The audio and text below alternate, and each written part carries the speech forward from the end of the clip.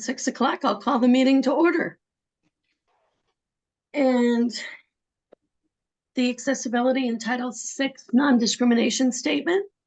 This meeting is accessible to people with disabilities. Microphones or telephones will be used by all speakers. Large print materials are available upon advance request. If you would like either of these accommodations, please contact Mary Waldron at 508-583-1833. The Notice of Non-Discrimination Rights and Protections to Beneficiaries with regard to the federal Title VI non-discrimination protections and the state non-discrimination protections is posted in this meeting room and is available on the Old Colony Planning Council website. Please contact Mary Waldron again at 508-583-1833 for more information. Thank you. So with our statements having been read, Mary, would you call the roll? Yes, Abington. I believe that both Stephen Santasonio cannot attend, neither Alex. Avon. John Costa. I'm sorry, I'm trying to hear you. Present. Thank you. Bridgewater. Present. Delegate. And I saw Bob Ruelli. Yes. Thank you. Brockton. Alternate present. Duxbury. Allison Shane, present. Thank you, Allison. East Bridgewater. Alternate present. Thank you, John. Easton.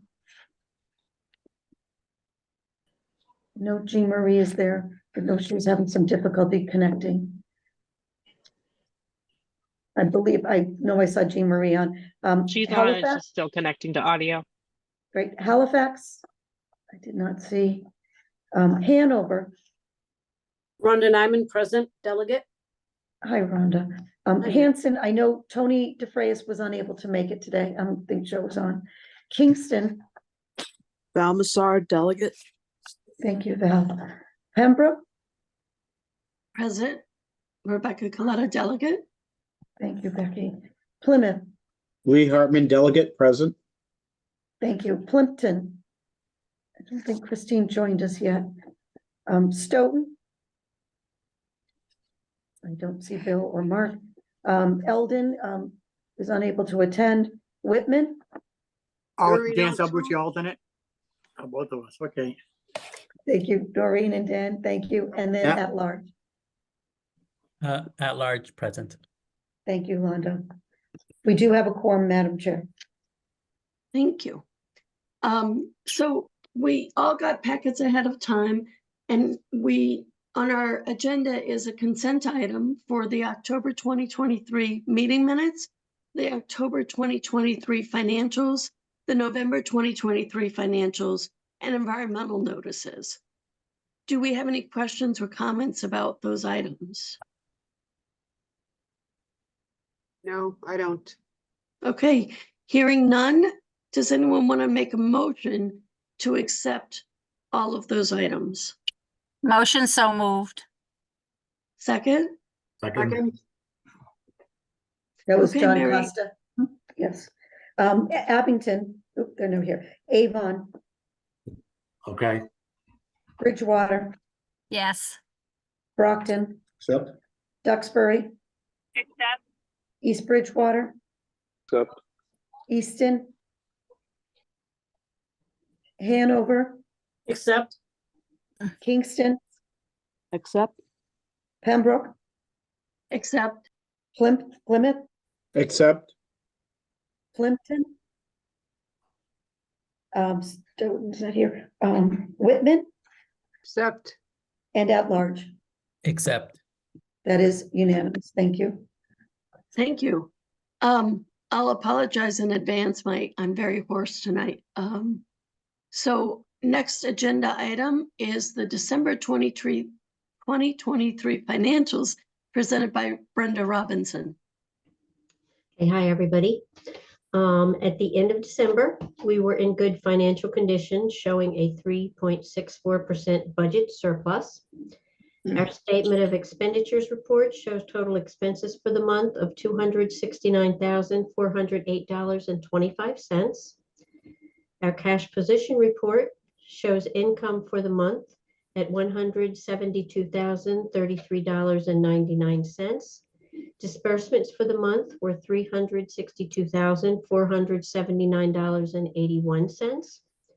The total cash available at month's end was $1,935,016.72. Our OPEB account had a gain of $37,808.58, bringing the ending balance in the OPEB account in December to $1,076,863.19. Our budget resources report. Cash receipts being $172,033.99 brings the total year-to-date receipts to $2,433,498.80. Our AAA report. Outstanding balance for AAA pass-through programs was $668,139.21. Outstanding balance for AAA admin and ombudsman programs was $98,625.87. This brings the total outstanding balance for all AAA programs in December to $766,765.08. Voluntary transportation account beginning balance was $167,825.05. Restricted funds payments to volunteers were a total of $1,225. Donations received were $383.27, bringing the ending balance in the fund to $166,983.32. ROM statement and activity. The balance at the beginning of the month was $170,210.92. Receipts were $8,350, bringing the total receipts to $50,100. Expenses were $11,306.33, bringing the total expenses to $56,780.60. The ending statement balance was $173,823.15. Budget reports. The spent to date percentage rate at the end of December was 46.36%. The ideal percentage in the 6th month of the fiscal year would be 50%. So at month's end, we had a 3.64% surplus. Page 1 shows expenditures at the end of December to be a total of $1,335,308. Budgeted funds remaining at the end of December were a total of $1,544,999. Page 2, projected grant income at the end of December was $2,776,507. There are no changes on page 3. Projected pass-through income remains at $1,719,329. And lastly is the list of the combined accounts payable and cash transfers for the month of December. And that's the end of the financial report for December. Thank you, Brenda. Does anybody have any questions on the financial reporting? If there are none, does someone want to make a motion to accept the December 2023 financial report? Lee Hartman, I'll move to accept. Second, Thank you. Mary, roll call. Yes, Stephen Santasoni from Abington's here. Abington, thank you. Accept. Avon, Accept. Bridgewater, accept, Brockton, Accept. Duxbury, Accept. East Bridgewater, Accept.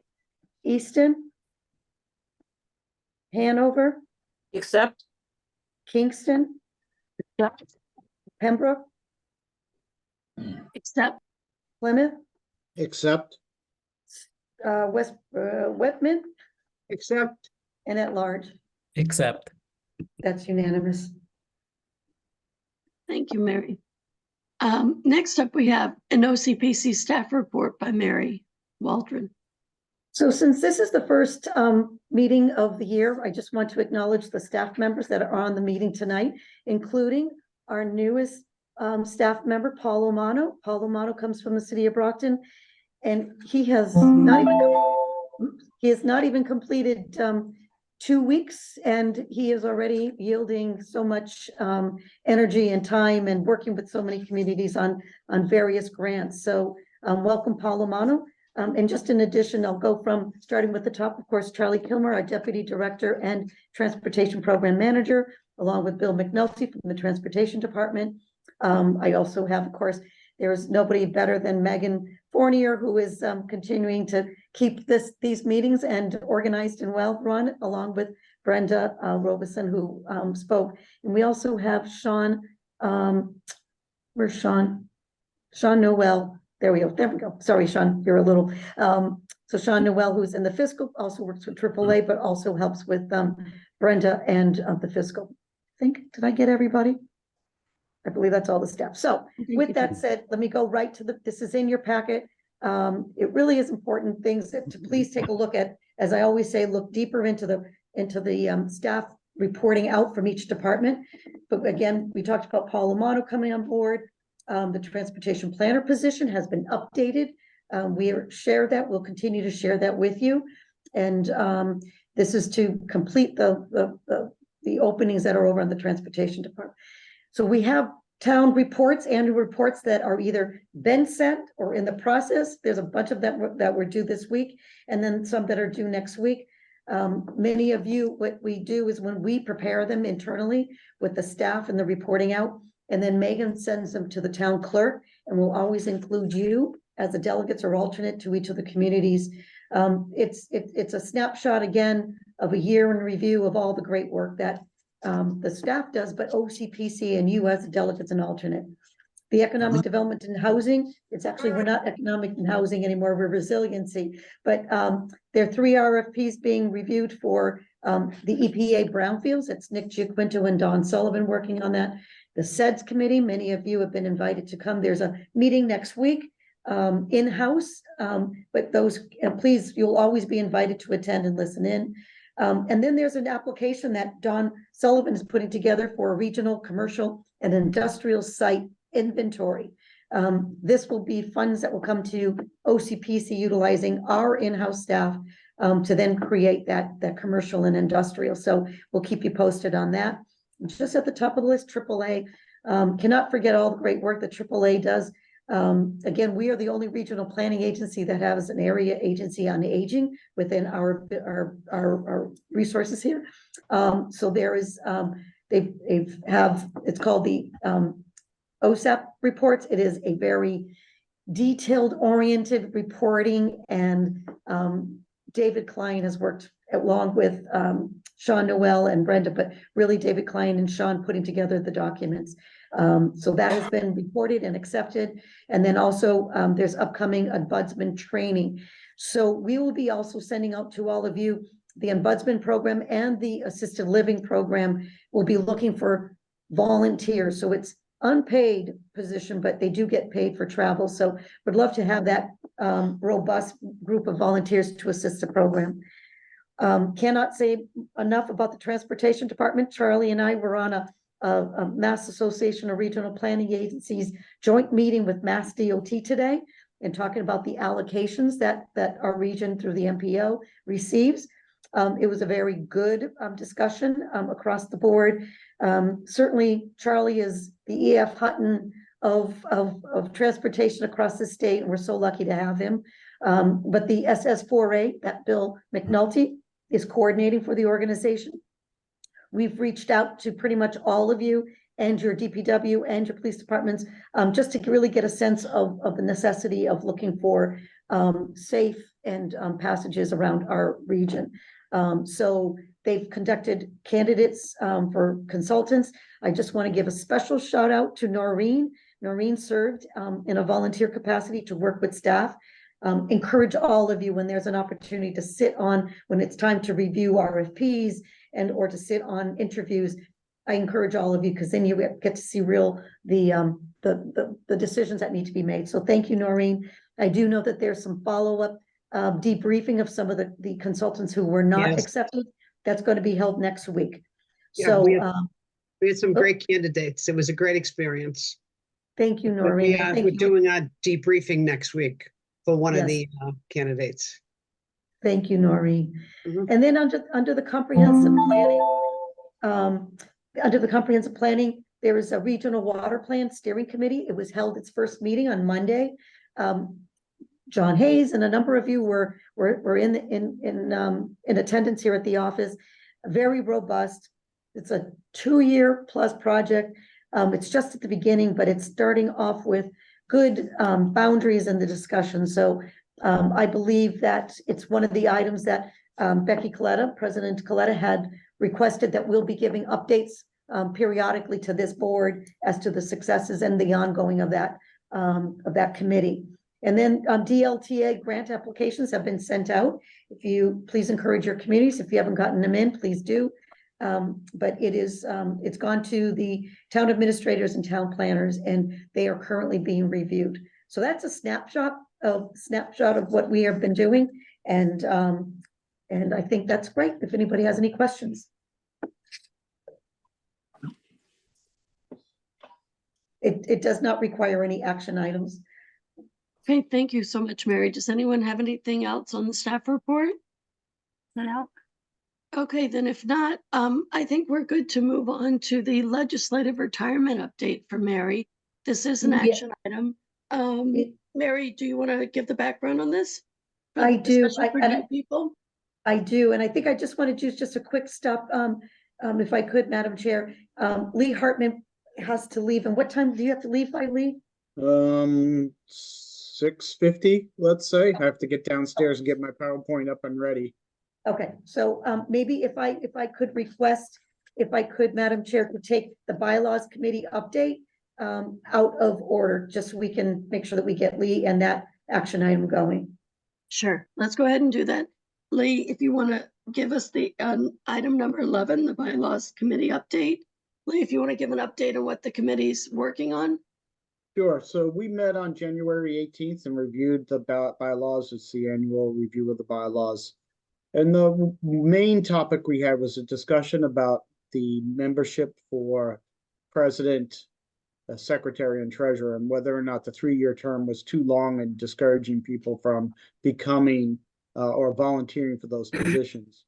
But the more we talked about it, and having 2 or 3 of us as past president, we can tell you that there is a learning curve, and 1 year isn't really the greatest option to have those positions filled. So we decided to just keep it at 3 years. That doesn't mean that if somebody takes a position and finds that they have other responsibilities or need to pass it off because it's becoming too much for them, that they can't just simply after 1 year or 2 years decide not to seek the 3rd term. But again, I think we felt it was important to keep that 3-year continuity going for the group, but making it clear to people who do volunteer that if there is for some reason they only want to serve a year, that would be fine.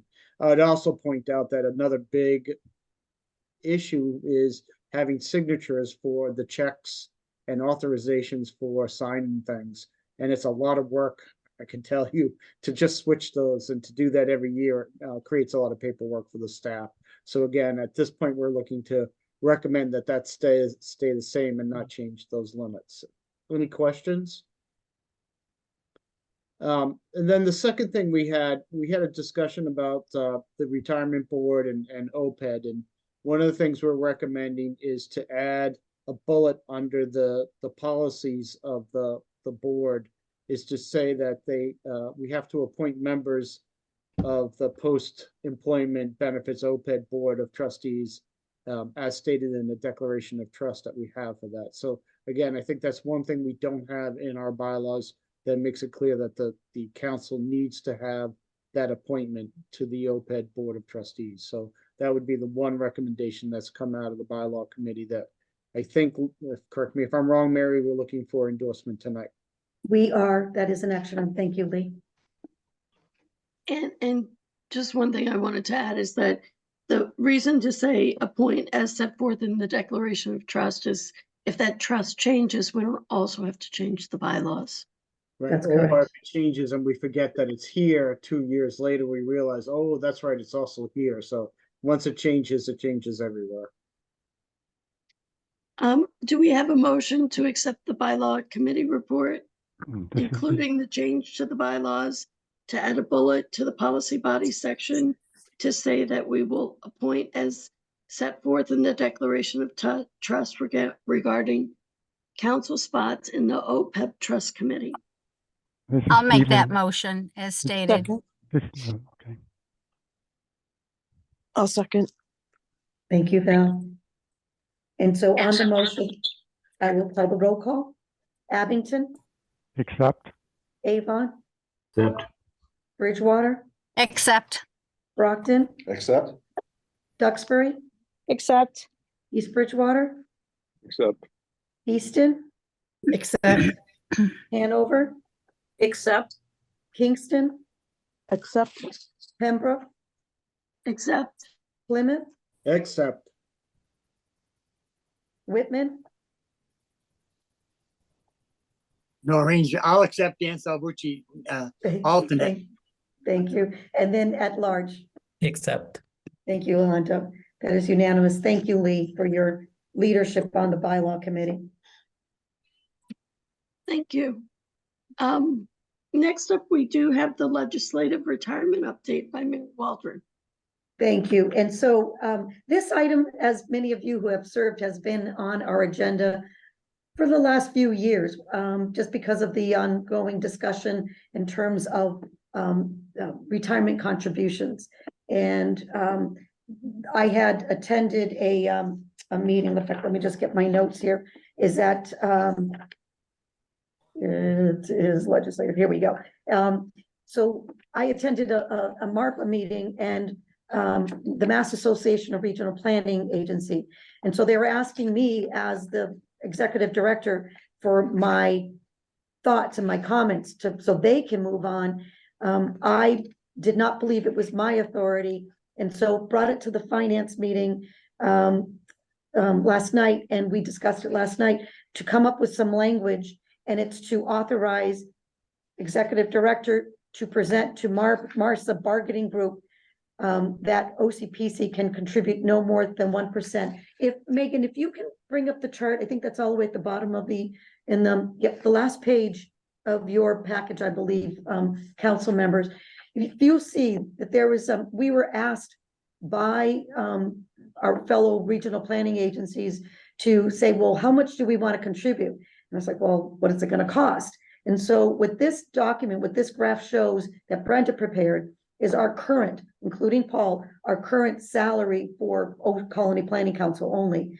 And so Brenda created a chart that says if we were to contribute 1%, it'll be 18,000 plus a year. If it's 2%, it's 37. All that we're looking, so as you can see, as we start getting into more than the 1%, we're really talking about a person. It's a staff person, and my role and my recommendation is that we don't get to that point. So the finance committee actually reported out favorably to recommend that I present to MARPA, to the bargaining group, the stance for Old Colony Planning Council, which be to not contribute no more than 1%. So it will need council's approval and vote on that. Do we have any questions? So this would be that we would contribute up to 1% a year towards the retirement pension benefits that are received by our retiring employees. If there are no questions, oh, go it's ahead. Only that it's proposed. I just wanted to confirm it's only proposed at this point until there was two dueling legislative. I didn't get to this point. There are two dueling legislations that's out there. One that the regional planning agencies filed, and then the other is what the treasurer's office, the retirement board filed. Both in one says we don't have to contribute, and the other one says we must. So this only brings us to the table as Old Colony Planning Council to the rest of the regional planning agencies. And so we will compare to what other regional planning agencies will be looking to contribute. And then MARPA would take that to negotiations with the treasurer of the retirement board and the legislators involved in the bills that are pending as to whether or not the regional planning agencies are going to be forced to contribute something towards the retirement plan. That is correct. Did the did the legislative, finance office have a number? The dueling legislation? Mary, what did the retirement board request that the Thank you. planning agencies provide? So each of us have been, except the last couple of years, when I first started, I was receiving a bill from the State Retirement Board of $350,000. For Which the would put us year all, or retroactively? no, for the For year, the year. for the year, which would put us out of business. The retirement board would like 100%. Yes, correct. Thank you, Charlie. And 100% would be what's, Mhm. 300,000. Yeah. and what is 300 that, what percentage is that, Charlie? Do you know? Well, I think-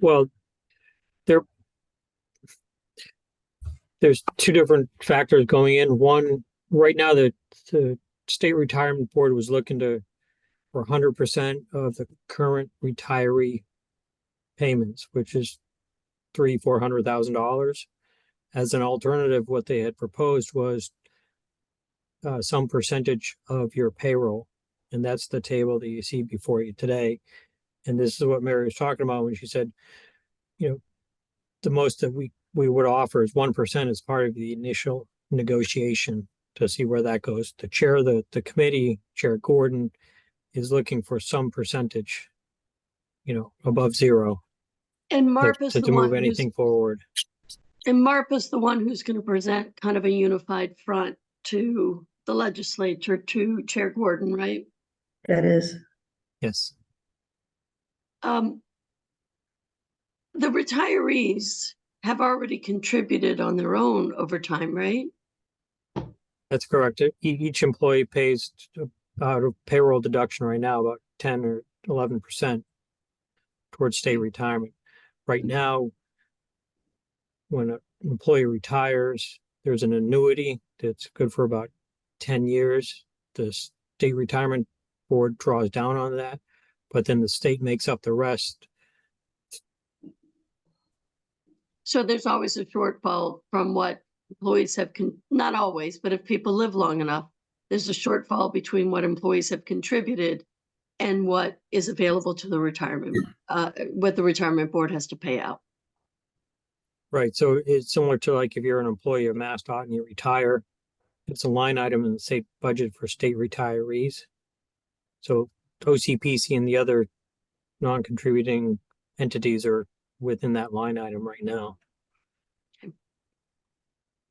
Becky, if Stuart. I may. Oh, go Yes, ahead. please, Sandra. To Charlie, Charlie, this is the same retirement that I think they've upped it now to what, 2033, that it has to be 100% paid.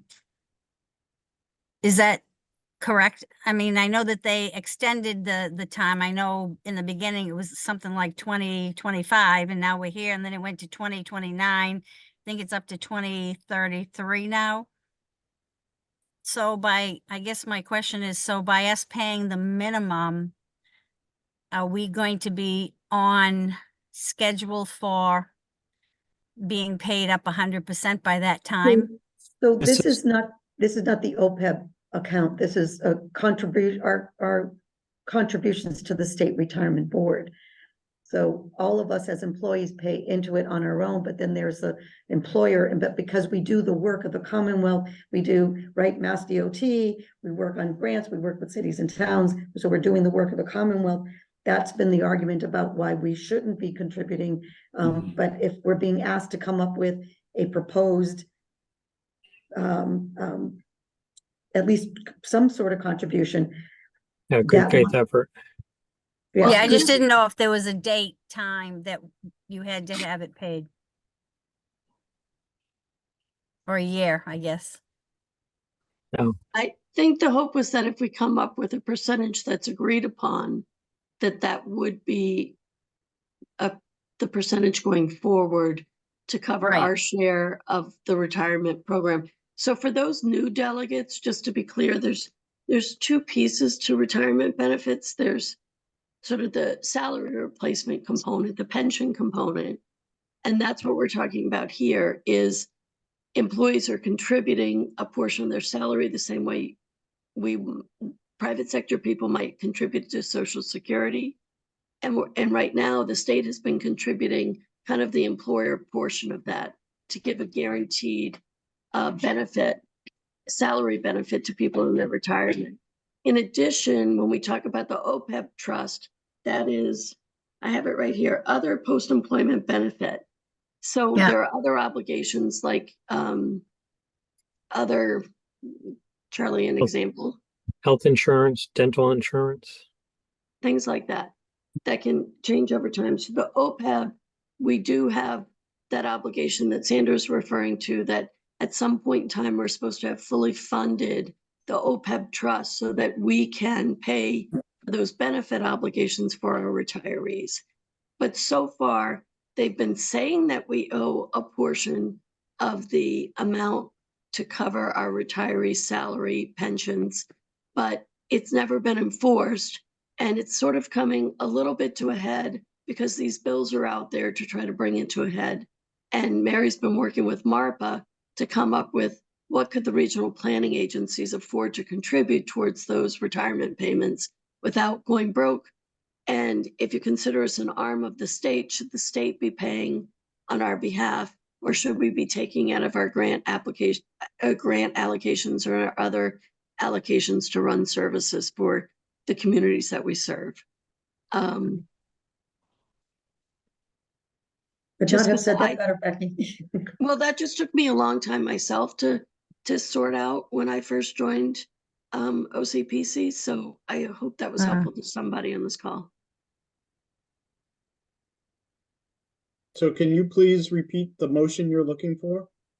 So the Yes. motion we would be looking for is a motion to authorize Mary Waldron to present to MARPA, the Mass Association of Regional Planning Authorities, bargaining group, that we can contribute as OCPC no more than 1% of our annual salary towards the retirement obligations. And for discussion purposes, I'll make that motion if you'll take it. I will. I will Do we second have a that. second? I will second that, Stephen. Thank you, Stevens. So do we have any discussion on the motion on the table? My only comment is the not more is a good to have in there, so I like the not more. Okay. I agree, Lee. Could I ask a quick question here in Halifax? Yes. So if we're aiming for a 1% contribution and we still have to negotiate where we want to go no more than 1%, should we start as high as we want to go?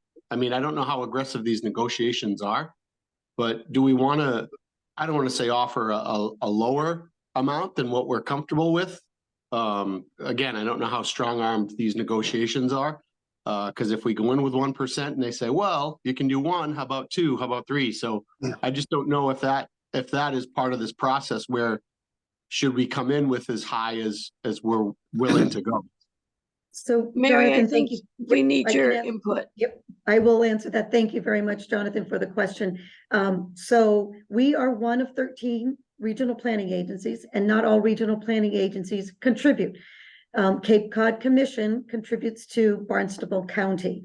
Franklin County, county governments does not contribute at all, but that's because their county government kind of folded and the regional planning agency took over as their entity. And the special legislation that says they don't contribute. There is, Charlie's gonna help me, but there's, the Cape and Isle, no, the Martha's Vineyard, Nantucket. Thank you very much, Charlie. They also do not contribute. So there's a smaller group of us, but still large enough of us, that have been having these discussions. Berkshire County says they cannot contribute anything because if they do, they would be in a situation where they would have to start laying some people off. So we still, as one of those remaining, still have not come up with a consensus ourselves. But since we started coming to the table, I started saying, I can't do this. This is a policy question for this council. And so I needed some guidance from you. Well, of course, with the chart that we showed about what the impact would be. But that's where I think where we would probably go at something not at 1%, but probably as a group, we need to come to a consensus of saying, are we gonna go for 0.5% and see where that negotiation? For us to, the challenge that Charlie and I have been talking about is when we attend these meetings, is that we have to come up with, we have to get back to Chairman Gordon. The other chair of the Public Service is our own Senator Michael Brady, who's been very supportive. And so, but it is more Chair Gordon, because things start in the House of Representatives, as Becky Coletta would know, is that that's where we need to start with our negotiations. So I don't want to say appeasing Chair Gordon, but I think that we, as one of the remaining, call it 7 of us, need to come to that consensus. But I needed OCPC to take the stance of us saying not more, right? If I could have, I could have said that, but again, you're the fiduciary responsible parties for this organization. So Mary, you're if I- saying, I'm sorry. So Mary, Dan you're saying, Salvucci, fine. All right, go ahead, Lee. I'm sorry. So Mary, you're saying not more Wait, for us that to day. vote. For us to vote, but yet you will negotiate the lowest number be possible. That is correct. Be 0. So this motion gives the ceiling, not necessarily the That thing is that you're correct. going to present. That is correct. Mary, didn't we Thank you for clarifying. talk about that last night and the wording was not to exceed 1%? Is that Yes, what we that's, talked about? that's why I just put into the motion, yes, Yeah. Uh-huh. not more than. Yeah. And I think, Mary, is there any regional planning organization that has suggested that they could pay more than 1%? Like, I'm thinking of the Metropolitan. I have not, even though like MAPC may have the capacity, but through the discussions that we've had, I think the hope would have been that, no, we continue doing what we're doing, but that's just putting our heads in the sand. So I'm coming up with our real number that we can substantiate, that I feel comfortable that we can continue doing the great work that we're doing without having to jeopardize an employee or a program or anything. So I do feel comfortable. And that's why when Brenda goes through those financials, you're always going to see where we are with that surplus. The goal is not to have a surplus of 15, 20%. Our goal is to try to be as close as budget as we can.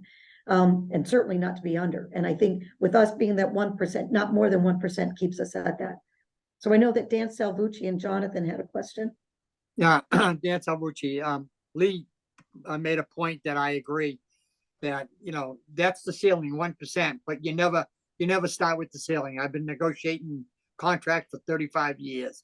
You always start low. What I'm suggesting is, I don't know how many areas are in, who are discussing this and have to make a decision. But Mary, maybe you ought to get together with all the other areas that are going to be part of this discussion and say, look, I'm saying 1%, I'm saying ceiling of 1%. Maybe we start at, 0.25% or whatever to begin with, and then we negotiate so that you don't have us going low and somebody else going higher. And you're all on the same table of what the ceiling is and what you start at. So, It's and like, if just to be negotiating clear, committee. Mary, I'll jump in here. Just to be clear, Dan, the MARPA bargaining group is that consensus body. So the MARPA bargaining group is pulling together all of the regional planning associations, getting input from people like Mary, and then as a group deciding, do we go in at 0.5% with Chair Gordon? But MARPA bargaining group needs to know from all the agencies it represents, Right. what is our bargaining range? And Mary wants to be able to have a little bit of flexibility from us to know what that range is that she's authorized to go in with. Yes, I understand that. Yes. Okay. As long as they communicate and they get together. So like they said, one doesn't go real high and the other one goes real low.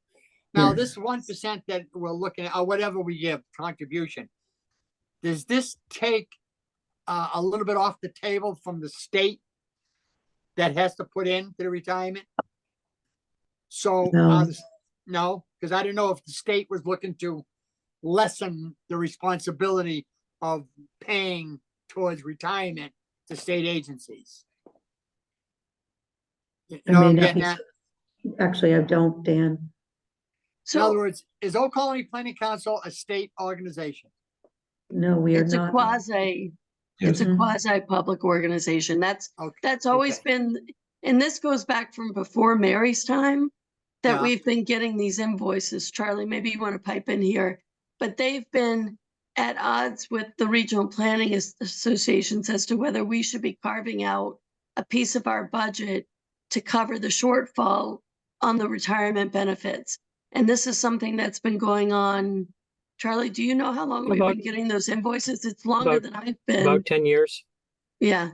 So this is something that we've been digging our head in the sand in, and everyone's sort of just been obstinately saying, we're not paying anything, and the state is saying, well, we have a shortfall that you should be responsible for of $360-something thousand. And so every year that kind of conversation goes back and forth and gets nowhere. And the hope of the legislation was that everybody would get some level of certainty. So you could look at it as the state is trying to lessen its burden, or you could look at it as the retirement board is trying to make sure it stays solvent by making sure that everyone who takes out of the retirement board for their retirees is contributing.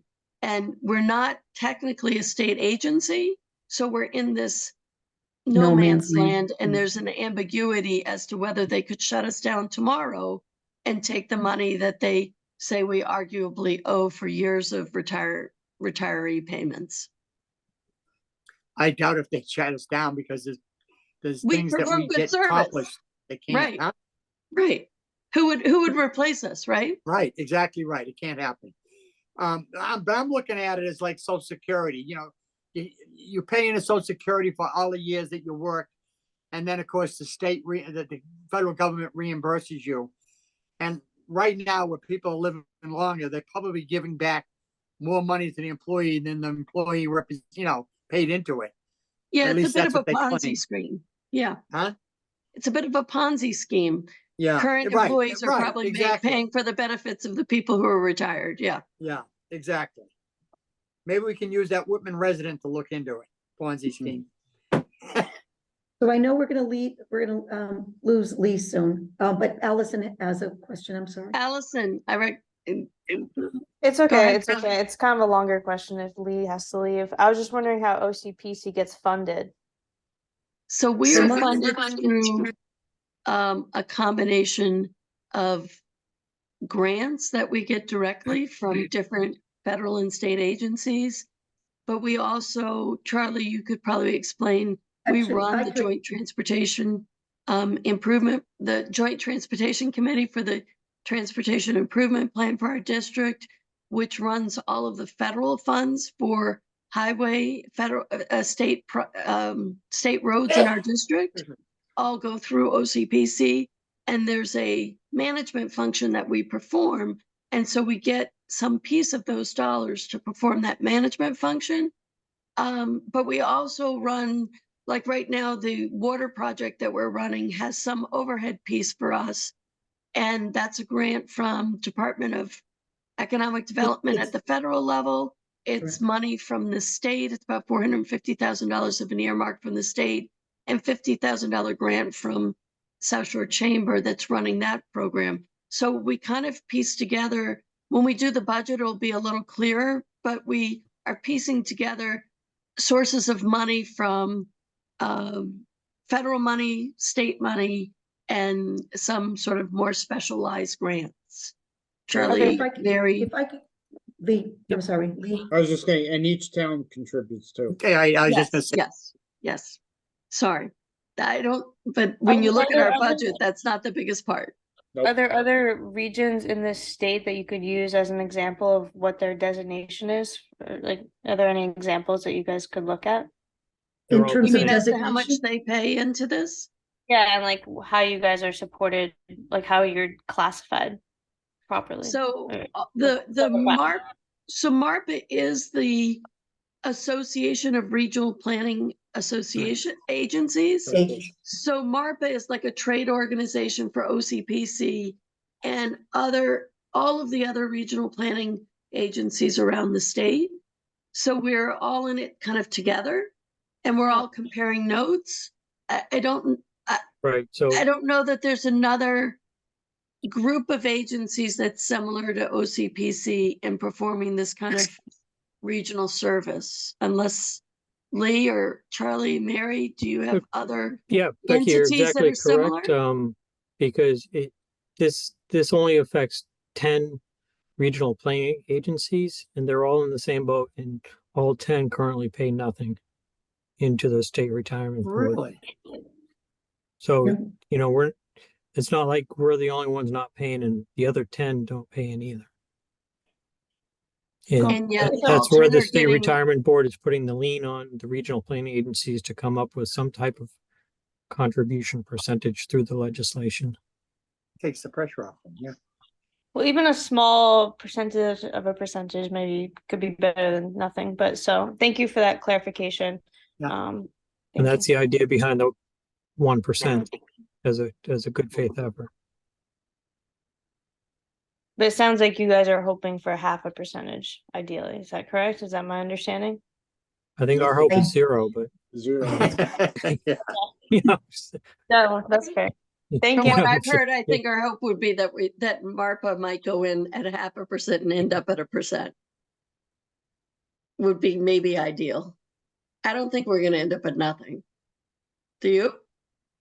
No, Charlie? No, I don't think so. this has been a long time coming. Yes, it has.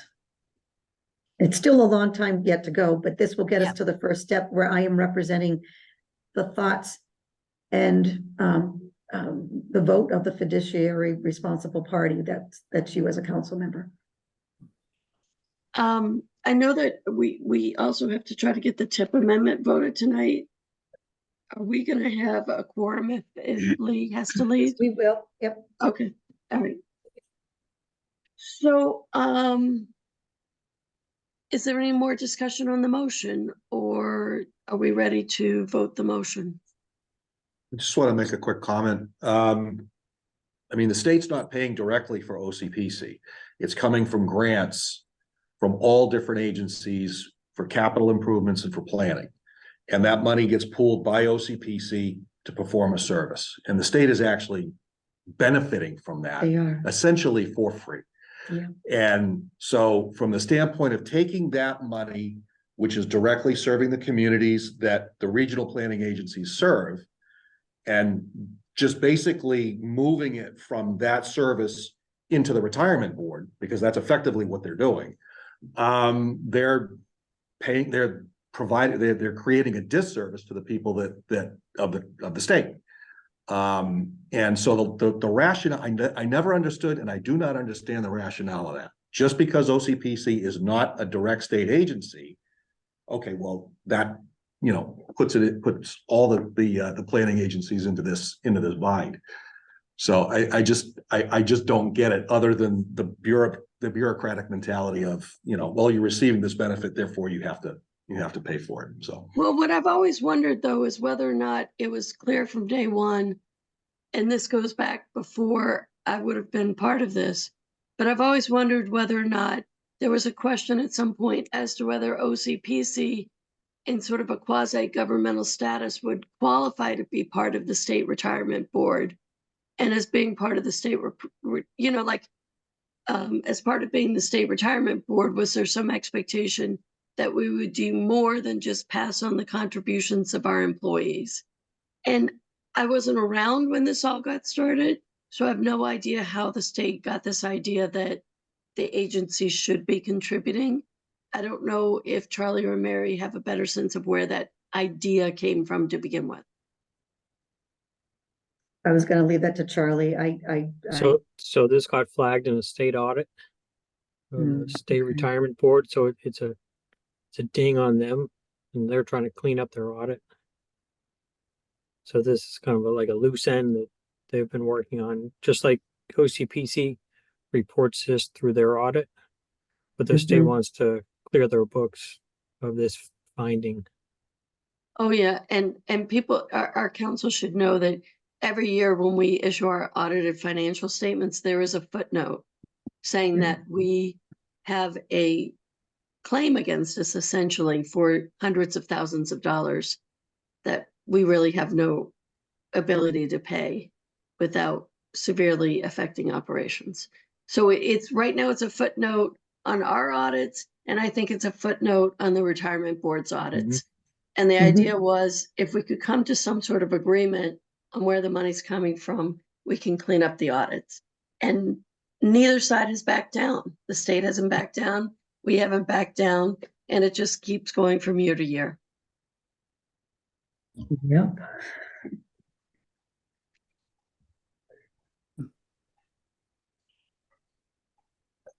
I do not see any other hands raised, Madam Chair.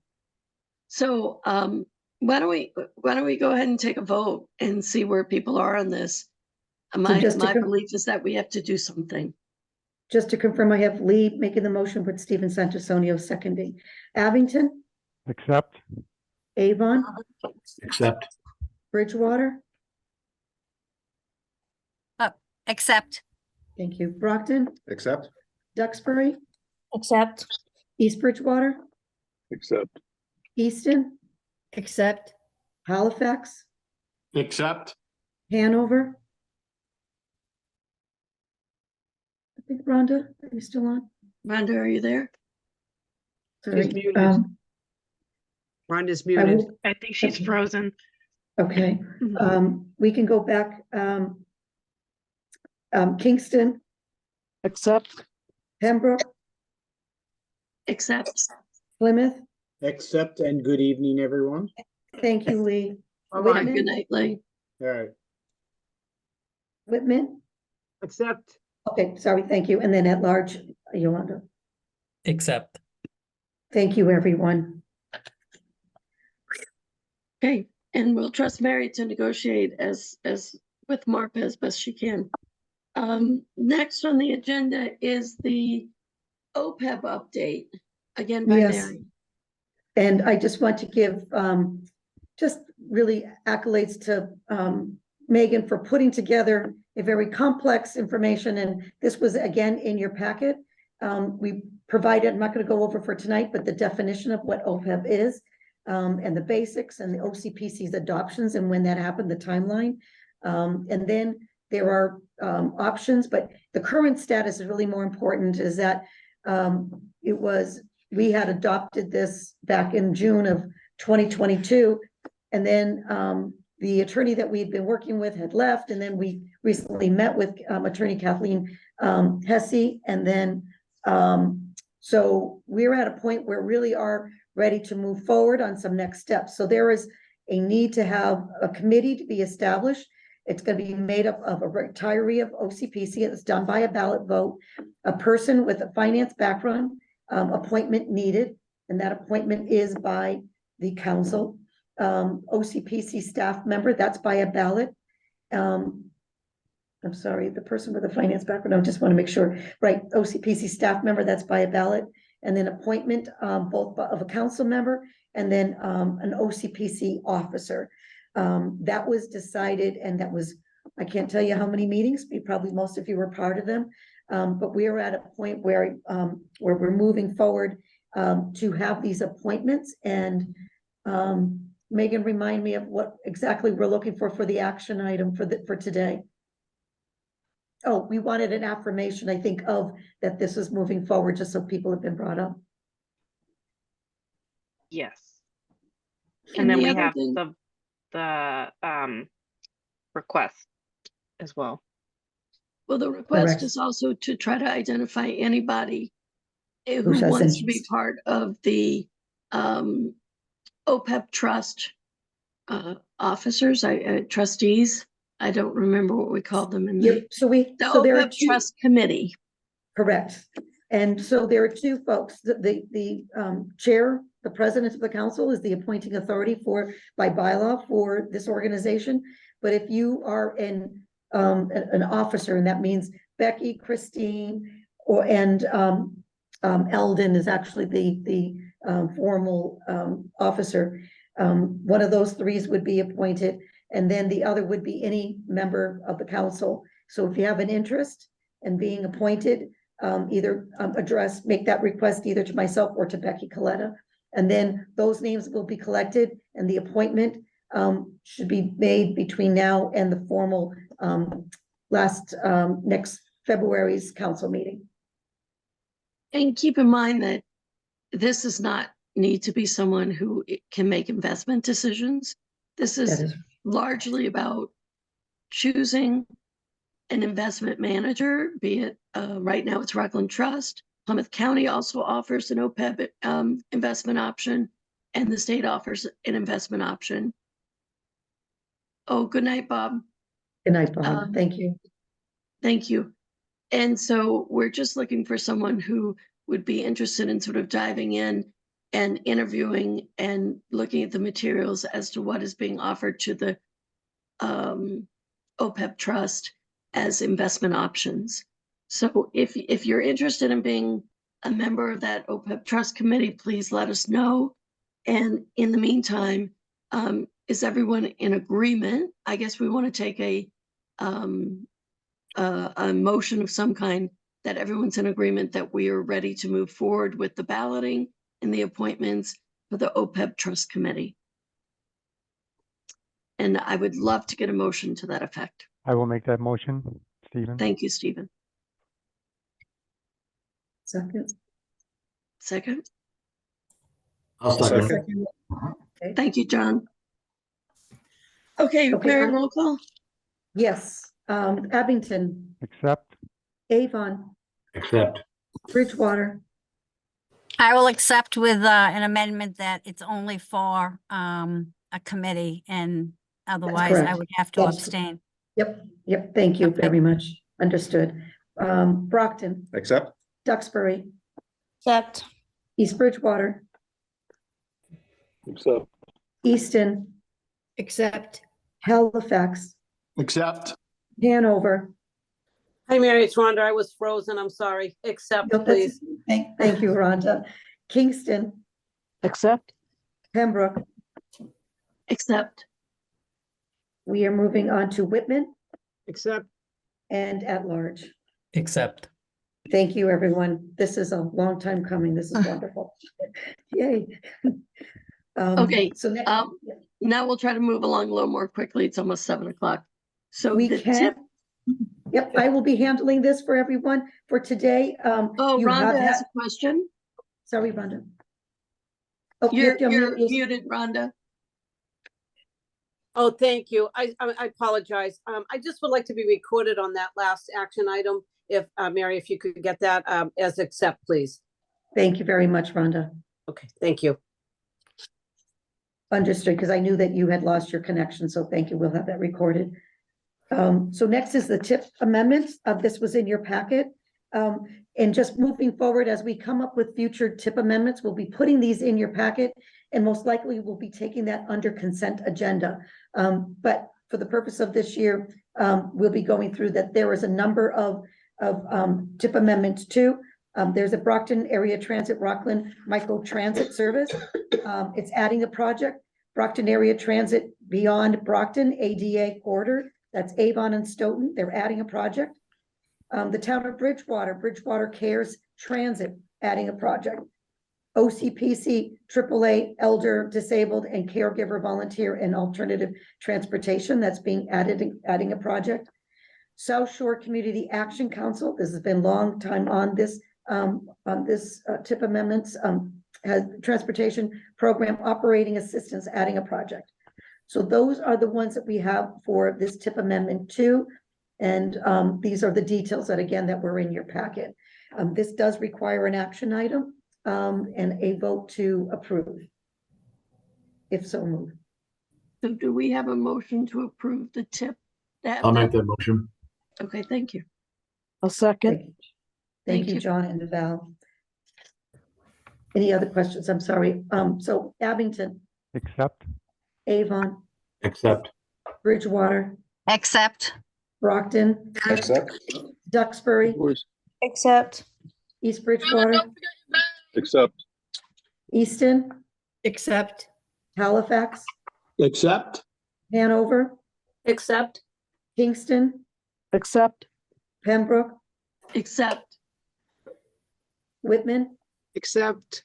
and at large. Accept. Great. Thank you. So next on the agenda is the Personnel Committee update by Stephen Santisonian. Okay, thank you, everyone. The Personnel Committee meeting was held on January 23rd for the annual review of the OCPC handbook, and as a follow-up to a meeting we had held in October. Committee reviewed the proposed amendments in the language to be adopted in the handbook and approved to include the following. The new parking supplement benefit where OCPC will provide a $20 supplement for a monthly parking pass. An amendment to the language regarding part-time employees working on holidays to read, if management allows and part-time employee mutually agrees to work on a holiday, they will not be paid time and a half, but they can use the prorated time within 1 week of the holiday.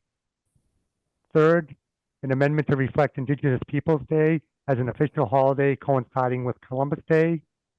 Finally, an amendment to the update OCPC equipment policy to reflect the expectations of OCPC cell phones and laptop usage and accessibility during the workday. Thank you. That's it. This does have an action item and would need a motion to accept the Personnel Committee's recommendations. I'll make a motion to accept. Second. Thank you. Roll call, Mary? Yes, thank you. Just to confirm, I have Sandra Wright and Jean Marie as first and second. Abington, Accept. Avon, Accept. Bridgewater, Accept. Brockton, Accept. Duxbury, Accept. East Bridgewater. I know John was there. I will move on. Easton. Thank you, John. Thank you, Easton. Thank you, Jean Marie. Halifax, Accept. Hanover, Accept. Kingston, Accept. Pembroke, Accept. Whitman, Accept. and at large. Accept. Thank you. So we just have a couple things left and then we'll go on our way. The committee assignments, Mary had sent out some information about proposed committee assignments. And I hope that everyone can look at that and see if they're comfortable with the committees they've been assigned to. And if we could start to get some of those committees meeting a little bit more to talk about making some progress. In particular, the legislative committee, I'm hoping could meet and try to move forward on what legislative priorities we might have. And the diversity, equity, and inclusion committee could meet and talk about what we might do to look at those DEI issues that affect the council and bring back any ideas or proposals you have to the council. So I'll sort of leave that out there. Let me or Mary know if you have any concerns about that, or if you need any help setting up meetings. Mary and Megan, I'm sure, would be happy to help. Yes, thank you. And then lastly, so when we were talking about the Joint Transportation Committee's TIP amendment, I just want to make sure that all the newer delegates know that the Joint Transportation Committee meets once a month and the Metropolitan Planning Organization meets once a month. And we're starting to reinvigorate the SEDS committee, the Comprehensive Economic Development Strategies Committee. And that SEDS committee is going to meet on February 7th. But you can find the monthly meetings on the OCPC website, and all council members are welcome to attend any of those meetings to learn more information about the work that the staff of the council are doing. And that we sometimes vote on at council meetings with very shortened discussions. There are much longer discussions about something like the TIP at those meetings. On February 20th, we have Secretary Tibbetts not coming to the OCPC office for the Metropolitan Planning Organization meeting. So this is pretty exciting for us at 10 a.m. on February 20th. If anybody wants to come be part of that discussion for the Metropolitan Planning Organization meeting, you can join on Zoom or you can come in person and meet Secretary Tibbetts nuts.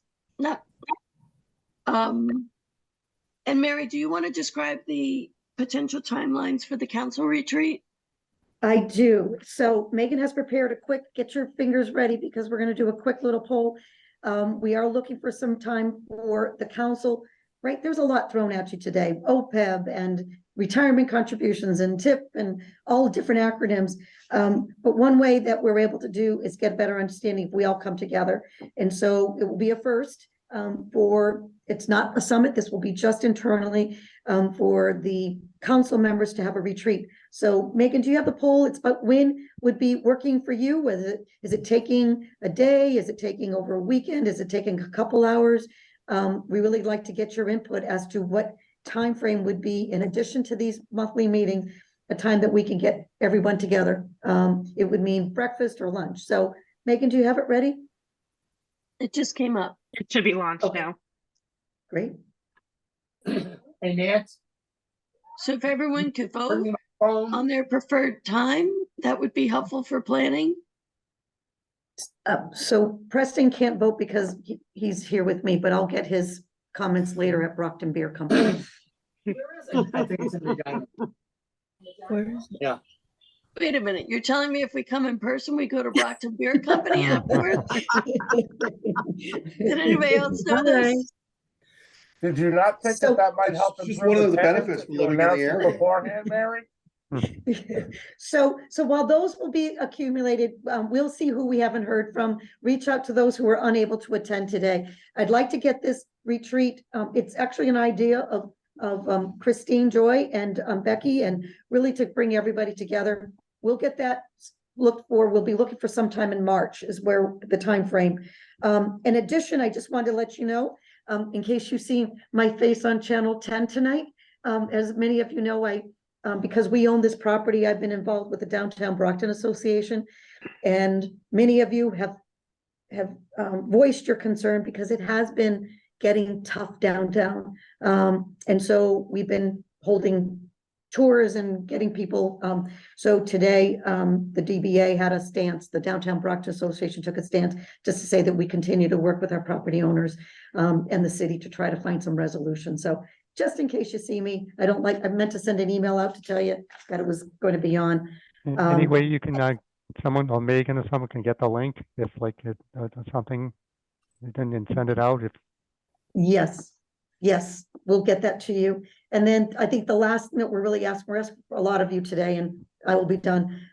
We are looking for members to be working on the fiscal policy working committee. The finance committee received it. It's in a draft form. Working with Brenda, obviously Christine Joy, who's a treasurer, but we're looking for members to serve on that committee. It's not a formal stance, but just working so we can get the policies and have that be ready for you for the February meeting, so we can have formal adopted fiscal financial policies. So that's all I have for you today. Everyone could just quickly vote on that, then I think we are ready to adjourn unless anybody has any discussion items they wanted to bring to the group tonight. All right, can I get a motion to adjourn? I'll make that motion. Thanks, Stephen. A second? Second. Thanks, Noreen. Yep. Okay, guys, have a great month and we'll see you next month. Thanks, Bye now. everyone. Thank you so much, Becky. Bye, everybody. Bye-bye. Have a good night. Thank you. Good night.